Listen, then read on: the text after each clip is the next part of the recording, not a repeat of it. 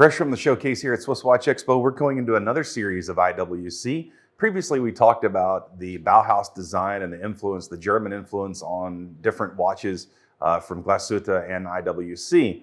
And today, we're also going to continue that idea along with the Portugieser and the Portofino watches. Now, previously, I talked about the Ingenieur. So these are interesting only because they're very simplistic in nature. And a lot of people get bogged down in details about, oh, what movement does the watch have and this and that. And I just don't do that. And the reason I don't is because I like folks to be interested more in the overall design of the watch and the characteristics of the watch rather than the movement of the watch. Movements are pretty much durable all across the board. You're going to get very similar results out of all the movements, and people get bogged down in a lot of details. And there's some really fascinating technical details for sure. I don't like to talk about that because that takes away from the beauty of the actual watch and the body of the watch itself. For example, when you look at this particular gold Portofino, this watch has one of the most simplistic designs within the IWC family. Now, it's a 40 millimeter watch. Sometimes you can get them in 38 millimeter. You can get them in various sizes in the Portofino range. But the most common, of course, is the 40 millimeter Portofino. Now, this is important because the design influences a couple of different things. This is an American stopwatch design. So the original design of the Portofino was an American, the American that started IWC in the 1800s, the mid 1800s, and the 1860s. And he brought the idea of the pocket watch to Schaffhausen. And so that's what they originally manufactured. Eventually, of course, men started wearing wristwatches, but not until after women started wearing wristwatches. Meaning, the original watches that men wore were very, very small in comparison to today's pieces.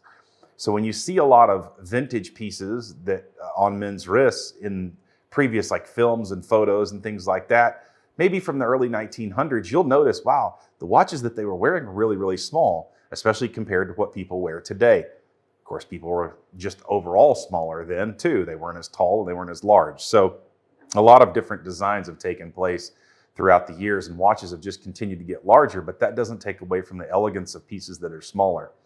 Now, with the IWC, when it became a wristwatch, basically what they did was they took the idea of a pocket watch and they welded lugs onto either end of a pocket watch, and that's how they came up with the design.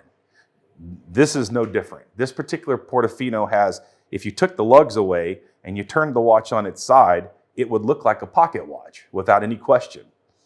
But there's a little bit more simplicity that happens because you can have a lot of intricate details within the dial, and this watch doesn't have a whole lot of intricate details splattered across the dial. It's very clean, it's very simplistic. It has applied markers, and of course this watch is solid gold through the case and the bracelet. That's also something that you don't see very often within the Portofino line. Typically you see it in stainless steel. So you have a small complication of the date that's very clear and easy to read, which is important to a lot of folks.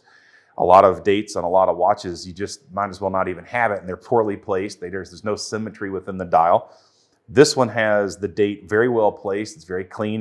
It mixes and matches with the rest of the dial. If it was anywhere else, it would look terribly out of place. The simplicity of the hands, they're not even sword hands so much as they look almost identical to the stick markers on the dial. When you get close up to the dial and you see all the little markers for the hours, and then you compare them to the hands, they look very, very similar. So it's just a lot of symmetry that goes on in this watch. There's a lot of symmetry that goes on in that mesh style bracelet as well. The rolled links are all very, very clean and simplistic.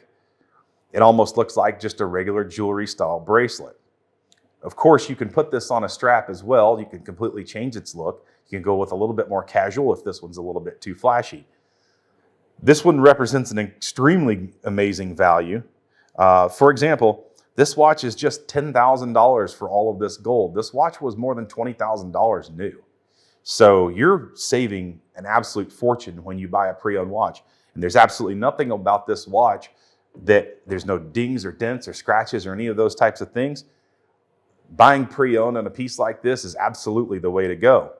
Now, when you get into the Portuguese watches, the movements get a little bit different because they're complicated. They have These particular Portuguese watches have the chronograph function in them. And so a lot of watches that have chronograph functions in them, they have all kinds of things going on. There's dials everywhere. There's date functions. IWC keeps this one very, very simplistic because they arrange the two subdials at the 12 and the 6, and there is no date. So when you look at this dial, it has applied numbers, literal numbers instead of markers. It doesn't glow. It's not extraordinarily overcomplicated. It's just a simple chronograph. And again, it goes back to the idea of being that simplistic German Bauhaus design. But there's a lot of other little details that people may not notice right away when they're looking at this watch. For example, when you look at the side of the case, the edge of the bezel actually extends out from the case. That's not typical. On any other watch, you typically see as the case comes up, you typically see where the bezel starts moving in and it sort of squeezes into a round pattern and meets the crystal inside because the dial of the watch is actually smaller than the overall case by a large margin. There's a lot of wasted space. With this particular piece, there's not a lot of wasted space. You can actually see that edge of that bezel protrude out from the case. And that's why when you look at the dial, even though this is not that large of a watch, it appears a lot larger just because it takes up a lot more real estate.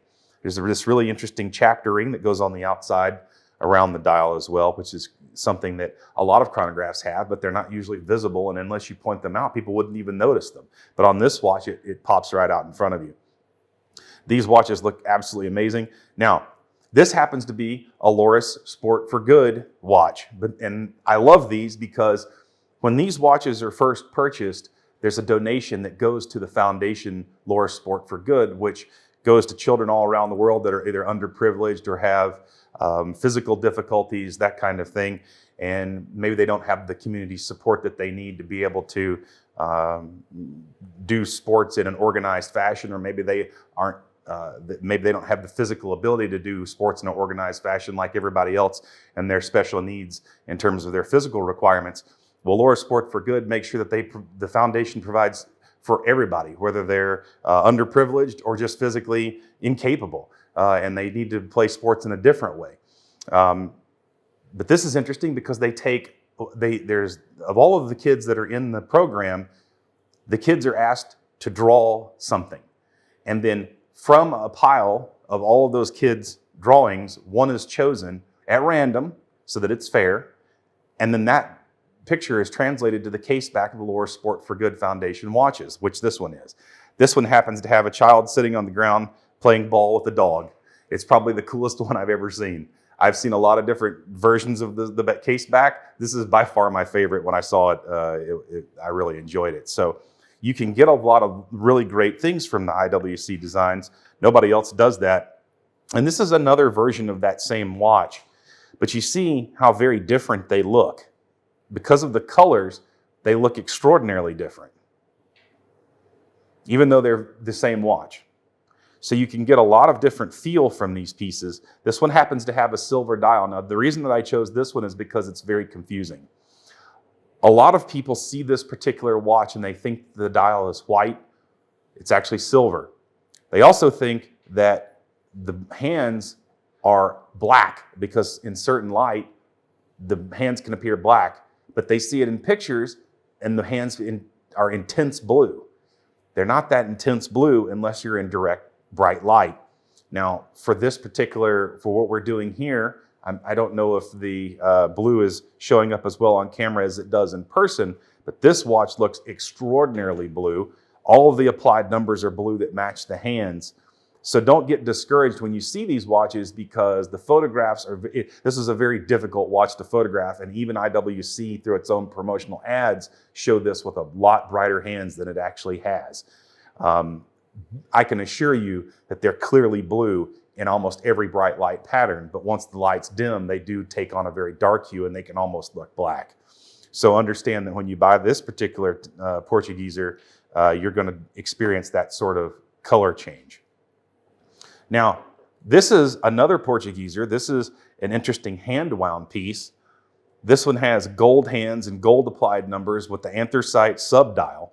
Obviously, again, it's a silver dial, but it can appear white, it can appear ivory in color, it can even have a little bit of a gray hue to it. But this is a hand-wound mechanical piece. In other words, you have to wind it every so often. It's got a huge power reserve, so you won't be doing it as often as other watches. This one has a few little, in the tradition of the Bauhaus design, a few little sneaky things in it that if you don't look closely, you'll miss them. For example, the 60 marker on the subdial is red, and that doesn't immediately pop out until you look at it a little bit more closely. Everything is extraordinarily high polished. There's nothing about this watch that doesn't stand out, but it's not overt, it's not gaudy, it's not too rich. It's just right. You can literally wear it with anything. And of course, you can get all the different straps for all the IWC, so you can change their personality at any time. But once again, that very simplistic German Bauhaus design pops up in the hand-wound movement in the back. So the case back of this watch is clear, and you can see the hand-wound movement in it. And this is also a Bauhaus design movement. It's very simplistic in nature, but it's also very complicated in design. So each one of the decorations on this is extraordinarily complicated and difficult to manufacture. However, the way that it's laid out in the case back is very simplistic to look at. It's very clear what you're looking at. It's aligned symmetrically. There's just a lot of really cool things. Now, again, this watch is designed after a pocket watch movement. So when you see this watch this is an advanced design of something that IWC has been doing for over 100 years. And they incorporated a lot of those movement types into this particular watch. So when you purchase these Portugiesers, and by the way, I just want to make clear, the three below, the gold watch is the Portofino. Everything else is a Portugieser. So if you have more questions about what the difference between the Portofino is and the Portugieser, please give us a call. Subscribe, ring the bell, email us. We'll answer all of your questions about all the watches that we have. And remember that when you buy a pre-owned IWC, the value is incredible. All the watches that we have here are in flawless condition. They're always serviced.